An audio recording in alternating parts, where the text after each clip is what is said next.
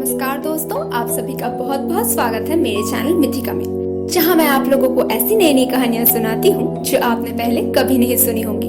तो अगर आप लोगों को कहानी अच्छी लगे तो इस कहानी को शेयर कीजिए अपने दोस्तों के साथ। नीचे कमेंट करके बताइए कि आप लोगों को कैसा लगा और प्लीज प्लीज प्लीज मेरे चैनल को सब्सक्राइब कर दीजिए। तो शुरू करते हैं आज की कहानी।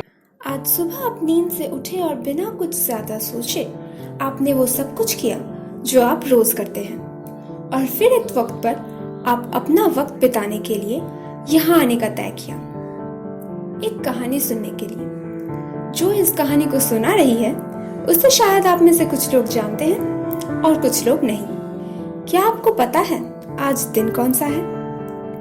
जिस अवधारणा को आप वास्तविक मानते हैं, जिसे आप समय कह सकते हैं, वो अपनी सुबह और रात, दिन और हफ्ते, महीने और साल अपने आप को दोहराते हुए एक अनंत चक्र के भीतर अटक जाते हैं। इसका कारण ये है कि समय एक सीमा से अधिक और कुछ भी नहीं है, जो हमारी आयाम और एक दूसरे विकृत आयाम के बीच ढाल बनकर खड़ी है।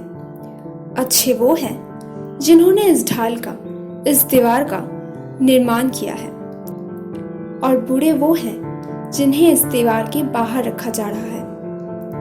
इस निरंतरता के दौरान हर बार एक निर्धारित समय पर एक निर्धारित चूक होती है। समय के इस चक्र के भीतर एक छोटी सी जगह मौजूद है, एक विसंगति जिसका कोई अस्तित्व नहीं होता। अगर वास्तव में समय एक सीधी रेखा होती, जो लोग इस दीवार के दूसरी तरफ हैं, वो आपके डॉपलगैंगर्स हैं, आपकी वैकल्पिक मौजूदगी।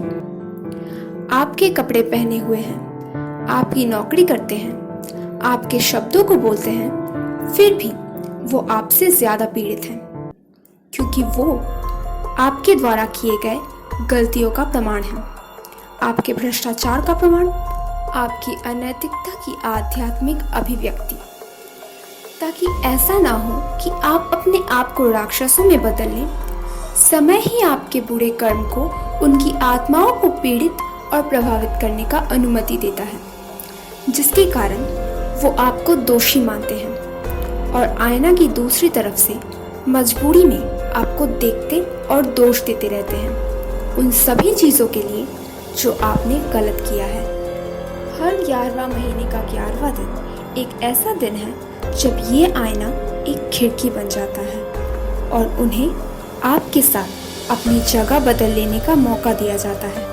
एक डीमन दिखने में कैसा है, इसके ऊपर कई लोग कई बातें कहते हैं। कोई कहता है उसकी त्वचा उसके कंकाल के ऊपर ऐसे खींची हुई है जो उसके सड़े हुए काले मांस और बदबूदार सड़ा हुआ खून को ढके रखता है। दूसरे लोग दावा करते हैं कि अगर आप सीधे उनकी आंखों में देखने की हिम्मत करते हैं तो आप उनकी दया के पात्र हो जाते हैं। उनके संगदिल निगाहों से आप मानव जाति द्वारा किए गए हर अमानवीयता के गवाह बनते हैं।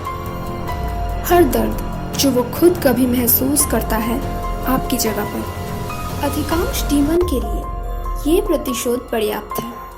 आपकी चीखें उसकी तुच्छ संतुष्टि है, आपका आतंक उसका परम आनंद। ये उनके लिए एक खेल है, क्योंकि इसके बाद वो आपकी यादों को मिटा देंगे और प्रतीक्षा करेंगे कि आप अगली बार फिर से कुछ बुरा करें, उन्हें और भ्रष्ट करें और उनके अगला प्रतिशोध को बनाएं और भी ज्यादा मीठा।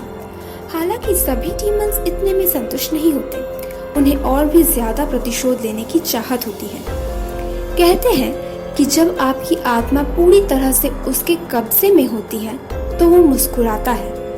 जैसे ही आत्मा का आदान प्रदान पूरा हो जाता है, ये अपनी सड़ी गली दांतों को निकालकर हंसता है।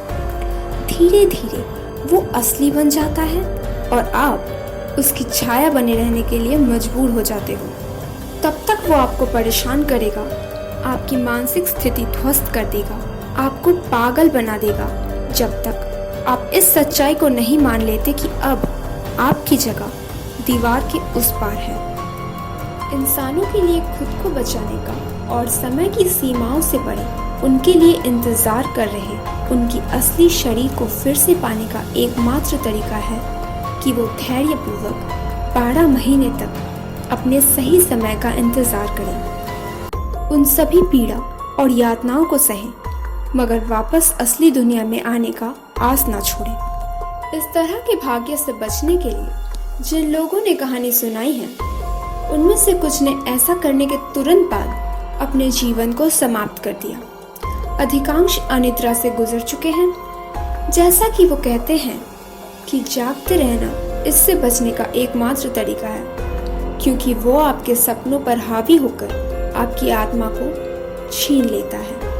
कुछ लोग एक भ्रम की धुंध में हिंसक रूप से मारे गए, जो एक छुरी से अपने सीने के धड़कता हुआ दिल को उखाड़ने के प्रयासों के दौरान पाए गए। मौत की विधि जो भी हो, जब पीड़ित के कटे हुए शवों को घटनास्थल से बरामद किया जाता है, तो एक बात है जो हमेशा उन सब में एक समान होता है। वो अपने चेहरे पर मुस्कान के साथ पाए जाते हैं। आपने अपने जीवन में कितना दर्द अनुभव किया है? पता करें कि आप किस समय के निवासी हैं। एक आईना में खुद को देखने से पहले प्रार्थना कीजिए कि आपका प्रतिबिंब आपको देखकर मुस्कुराए ना। तो दोस्तों, कैसी लगी आप लोगों को आज की कहानी? अगर अच्छी लगे तो प्लीज इस चैनल को सब्सक्राइब करना बिल्कुल भी मत भूलिएगा। मैं आप लोगों से मिलूंगी अगले हफ्ते एक और नई कहानी के साथ।